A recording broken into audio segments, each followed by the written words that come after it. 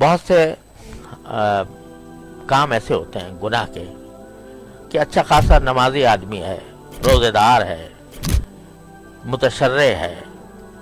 اور نماز باجماعت کا پابند ہے، سبھی کچھ ہے،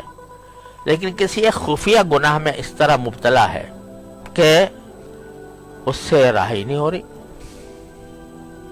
جانتا ہے کہ گناہ کر رہا ہوں اور پھر بھی وہ گناہ میں مبتلا ہے، چھوٹتا نہیں ہے۔ کیا کرے؟ کم سے کم اتنا تو کرے کہ یہ مانگے، ربنا